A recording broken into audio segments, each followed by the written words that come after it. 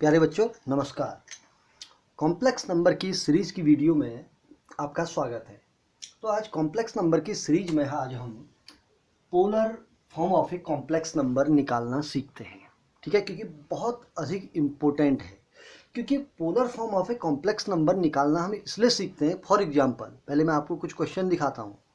ठीक है, for example मैंने कहा -1 plus i to the power of 200 plus -1 minus i to the power of 250 plus 1 minus i to the power of 150 का मान ज्ञात करें।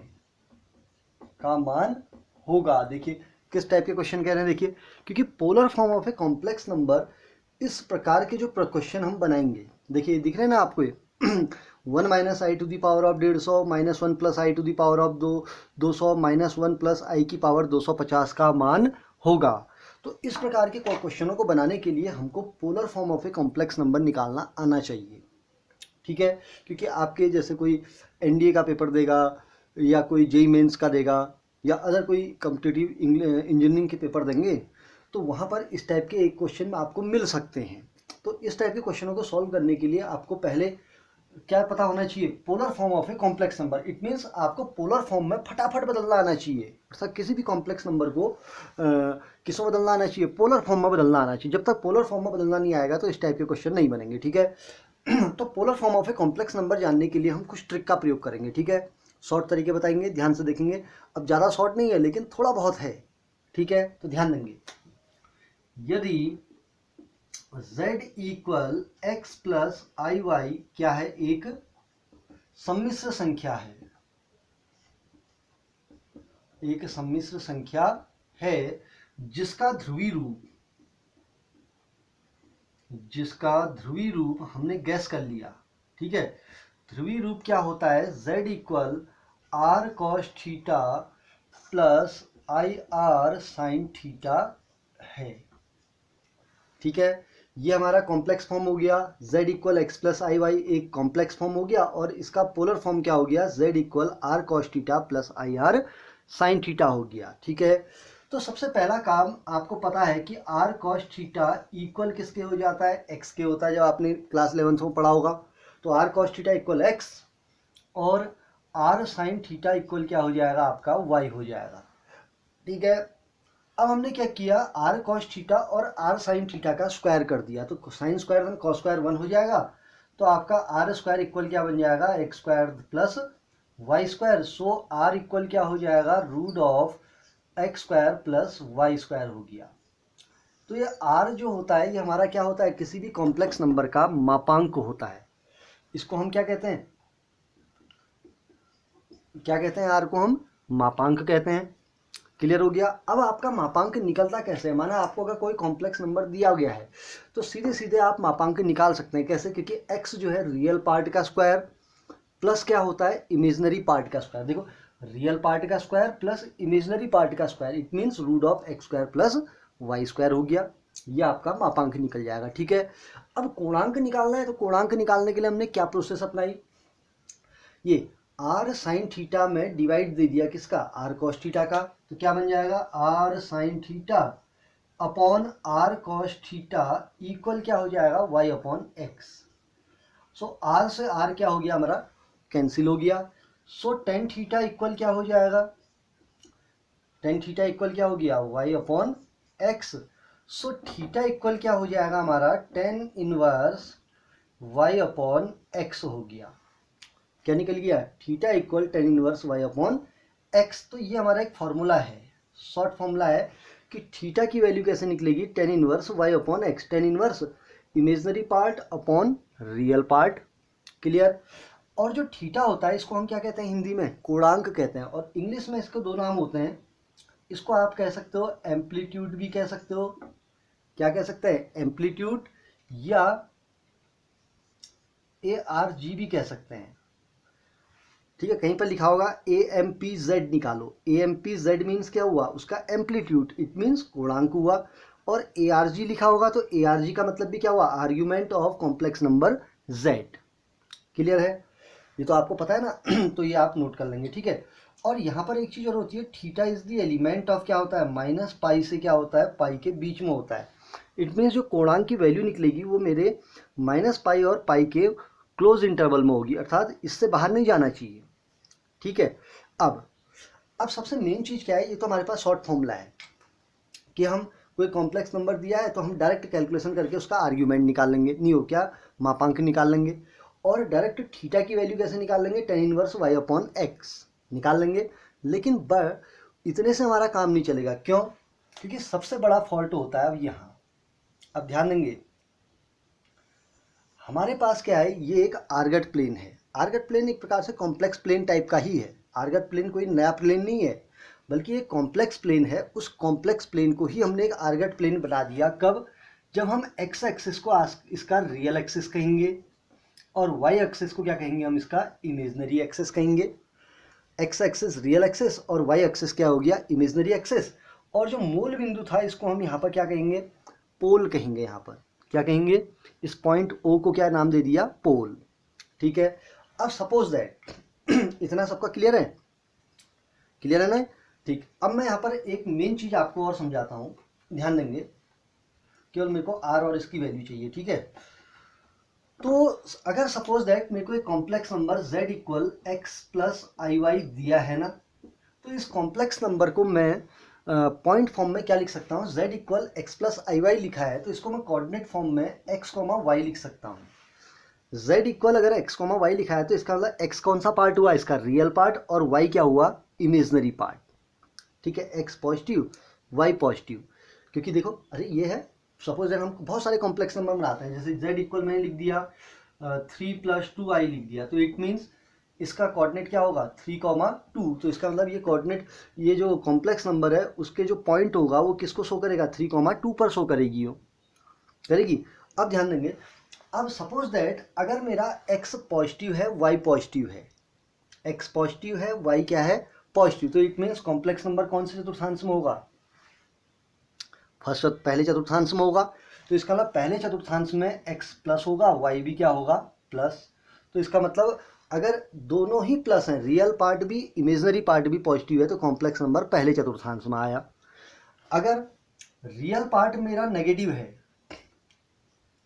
और इमेजनरी पार्ट पॉजिटिव है, तो कॉम्प्लेक्स नंबर कौन से चतुर्थांश में जाएगी, दूसरे चतुर्थांश में जाएगी। क्लियर, मैं एक बार लिख के दिखाता हूँ।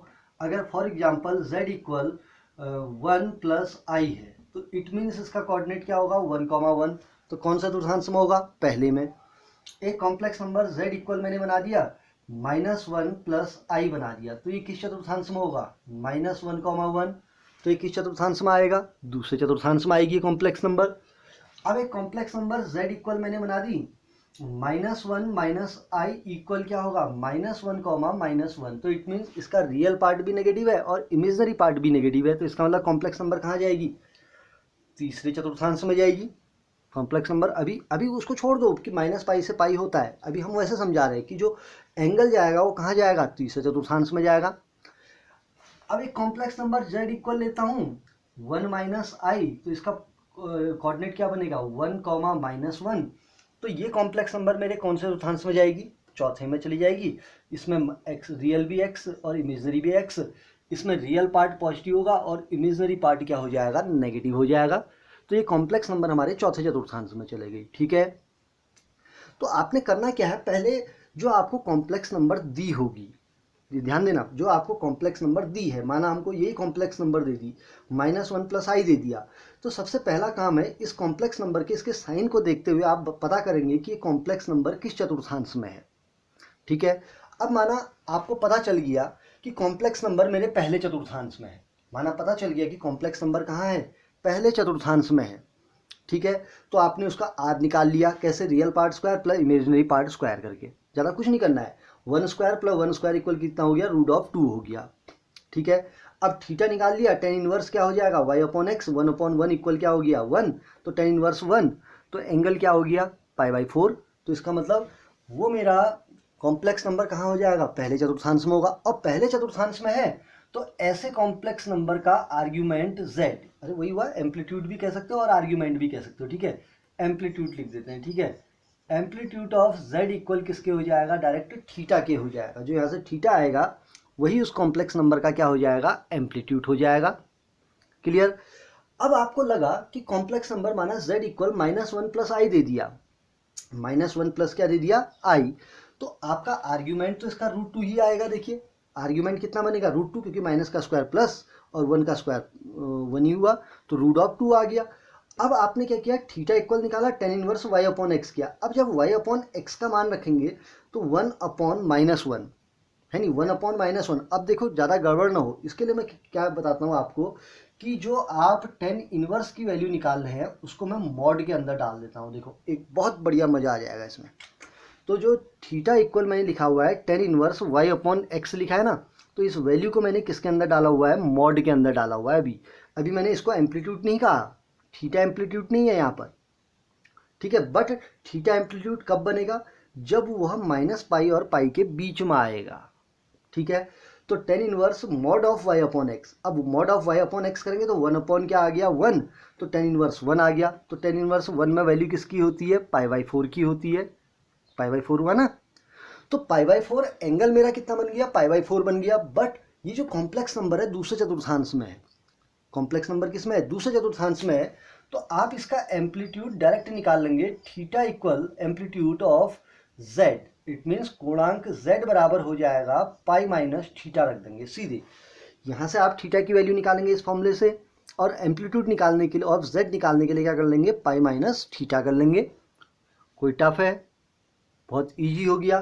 तो देखिए यहाँ पर निकालते हैं इसका पोलर फॉर्म, फिर निकालेंगे, पहले लिख लेते हैं, ठीक है। अब आते हैं, अगर कॉम्प्लेक्स नंबर तीसरे चतुर्थांश में चले गया, देखिए तीसरे चतुर्थांश में चले गया तो r इक्वल क्या आएगा, √2 आएगा। अब जब आप थीटा निकालेंगे तो थीटा इक्वल tan इनवर्स क्या बन जाएगा, अरे 1 ही तो बनेगा क्योंकि मॉड लगा रखा है। तो हाँ वैसे भी माइनस माइनस प्लस हो जाएगा, तो मॉड होने के कारण क्या बन जाएगा, 1 बन जाएगा। और tan इनवर्स 1 में वैल्यू किसकी भी, π/4 की। बट आपने कोऑर्डिनेट देख के पता किया कि ये कॉम्प्लेक्स नंबर हमारे चौथे कोऑर्डिनेट में जा रहा है, चौथे चतुर्थांश में जा रहा है ना कोऑर्डिनेट में।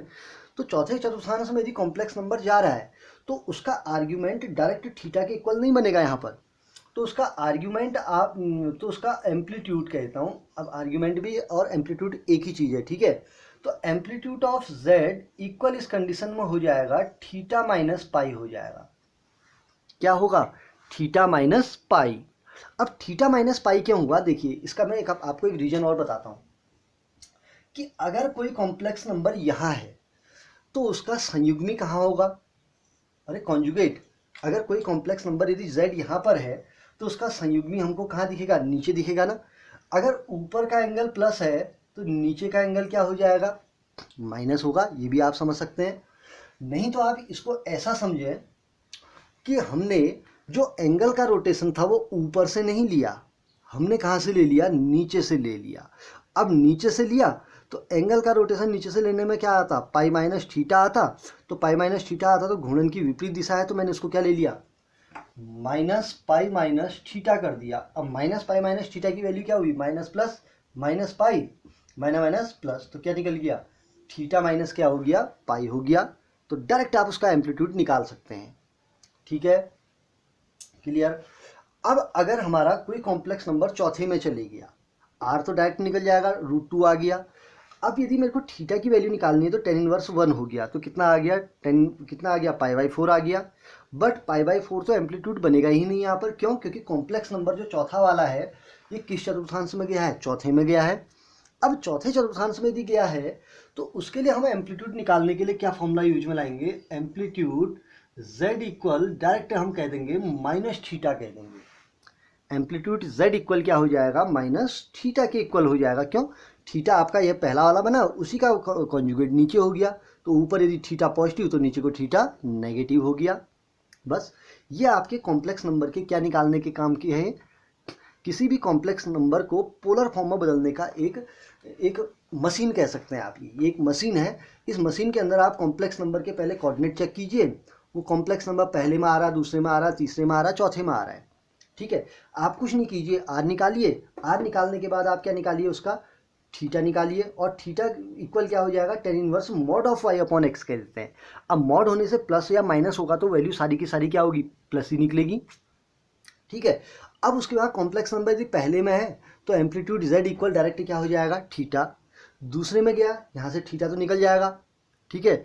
तो थीटा एम्पलीट्यूड इक्वल क्या हो जाएगा पाई माइनस थीटा हो जाएगा ठीक है। ऐसी तीसरे के लिए amplitude equal theta minus pi कर दोगे, चौथे में चले गया एम्पलीट्यूड z इक्वल क्या कर दोगे माइनस थीटा कर लोगे। कर सकते हैं, बहुत आसान सा एक क्वेश्चन है, कर सकते हैं। अब एक बार देखते हैं इस मेथड का प्रयोग करके, और ये बहुत इंपॉर्टेंट चीज़ है, ये ख्याल करेंगे अभी, ठीक है, क्योंकि ये जो हमारा आर्ग्यूमेंट और ये निकालने की प्रोसेस है जो भी बताया है, ये हमारे बहुत सारे क्वेश्चनों को, बड़े बड़े क्वेश्चनों को सॉर्ट करने में काम आएगा, ठीक है। एक क्वेश्चन लेता हूँ अभी, देखना ध्यान से। z इक्वल, मैं देखो चार कॉम्प्लेक्स नंबर बना रहा हूँ और ध्यान से देखेंगे, ठीक है। फर्स्ट कॉम्प्लेक्स नंबर है हमारा, मैं एक लेता हूँ example 3 plus i√3, first complex number z1। Second complex number z2 equal -3 plus i√3। Third complex number z3 equal -3 minus i√3। z4 complex number equal क्या होगा 3 माइनस i√3। अब मेरे को इन तीनों, ये चार मेरे कॉम्प्लेक्स नंबर है, इन चारों कॉम्प्लेक्स नंबर को पोलर फॉर्म में बदलना है। तो ध्यान से देखेंगे। तो सबसे पहले मैं इनके लिए r निकाल लेता हूँ। तो r इक्वल क्या होगा, क्योंकि सबके लिए एक ही होगा, देखिए, क्योंकि ये माइनस और प्लस का स्क्वायर सेम हो जाता है ना। तो r इक्वल हो जाएगा रूट ऑफ 3 तिया कितना हो गया 9 धन √3 का स्क्वायर 3, तो क्या 10 11 12, रूट ऑफ कितना आ गया 12 इक्वल 12 का मतलब क्या हुआ 2√3, अरे 4 तिया 12, तो इसका r की वैल्यू कितनी हो गई है 2√3 हो गई। तो इसका मतलब इस कॉम्प्लेक्स नंबर का z1 इक्वल 2√3, क्यों, क्योंकि z इक्वल क्या होता है r cos theta plus i sin theta होता है, नहीं होता है। तो मैंने क्या निकाल लिया, इसका r निकाल लिया। अब r निकाल लिया है, अब हम क्या चेक करेंगे, इसका थीटा निकालते हैं। तो cos तो लिख देता हूँ, अब थीटा निकालते हैं। हाँ, थीटा कैसे निकलेगा आप ध्यान देंगे, ठीक। थीटा निकालने के लिए पहले हम थीटा इक्वल क्या हो जाएगा tan इनवर्स क्या था mod of y upon x, क्यों y अपॉन एक्स तो था, तो y अपॉन एक्स का मतलब रूट ऑफ 3/3। अब रूट ऑफ 3/3 का कैलकुलेशन करिए कितना होता है, ये मॉड के अंदर है, ठीक है, इक्वल हो जाएगा tan इनवर्स रूट 1/√3 हो जाएगा। क्यों, क्योंकि पॉजिटिव आ गया, पॉजिटिव नंबर का मॉड क्या हो गया पॉजिटिव हो गया, ठीक।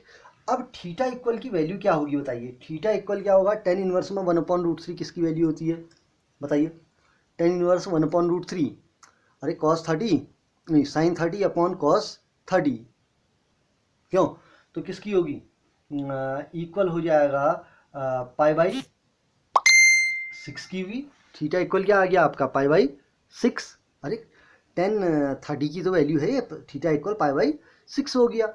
अब एक चीज बताइए, जो पहला वाला कॉम्प्लेक्स नंबर है ये भी पॉजिटिव है, रियल पार्ट भी पॉजिटिव है और इमेजिनरी पार्ट भी मेरा क्या है पॉजिटिव है। तो इट मीन्स कॉम्प्लेक्स नंबर कौन से चतुर्थांश में होगा, पहले चतुर्थांश में होगा। और पहले चतुर्थांश में यदि कॉम्प्लेक्स नंबर है तो उसका थीटा इक्वल क्या होगा क्यों एम्पलीट्यूड इक्वल क्या था π/6, हमने पहले बताया था।